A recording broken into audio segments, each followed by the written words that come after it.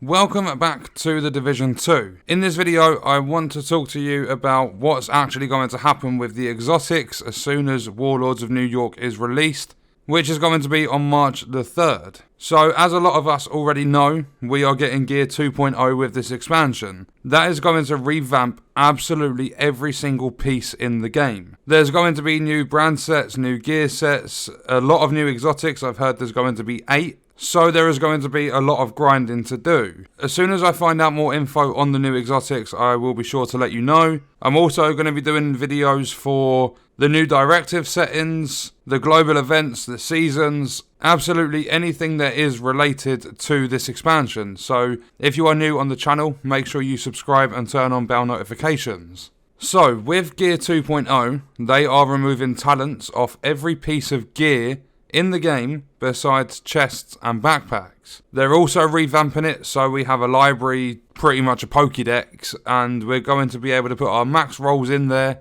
if we extract the stat from the piece of gear. So it'll basically be dismantling it, but you'll save the stat and it will go into your library. But there has been news on the exotics and it's going to be extremely frustrating for a lot of players, but there are two ways you can look at it. So currently, as far as I'm aware, there are 14 exotics in the game. You have 11 weapons and 3 pieces of gear. When Warlords releases, we are getting a level cap increase from 30 to 40, and I believe the gear score will be increasing as well. But there's been some tweets and people talking about it, and the exotics we currently have in the game right now, so the Eagle Bearer, Chameleon, Chatterbox, Nemesis, they are all going to stay at level 30. The crafting bench will go to 40, so if you have blueprints for some cool stuff, you can get that in a level 40 variant once you've reached level 40. But the exotics are going to stay at level 30. There will be no way to upgrade them to the current level. I totally agree with people when they say it's incredibly frustrating,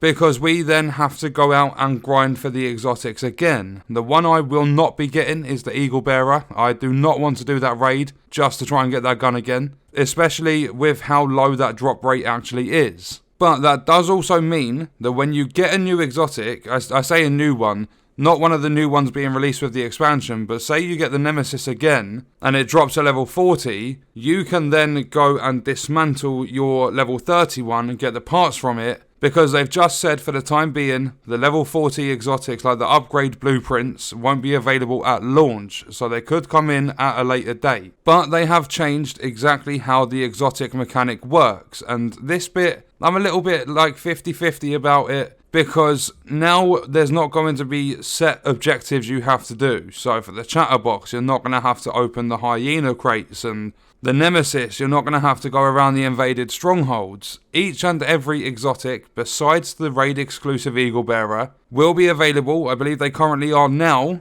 but they will be available to get from the open world. So there is any activity in the game you can do, and you can get one of the exotics to drop. That's good for people that want to try and farm exotics for parts and to try and get better base damage to actually make a viable build with them. But at the same time, it's bad for those of us that have put the grind in, like getting the Merciless or the Sweet Dreams they drop from certain missions. We put a hell of a lot of time into a grind to get those. The Merciless and the Sweet Dreams actually took me like 50 plus runs of each of the missions to get that gun to drop. I am more than willing to go through, get the new exotics, get the ones that are currently in the game, like refarm them, regrind for them. I'm happy to do that because it gives me something else to do in the game. At the same time though, it is a little bit disappointing that all of the grind through year 1 has pretty much gone to waste. What I personally think the devs should have done with this, even though it would have taken a lot more time, is I think they should have had the parts to the weapons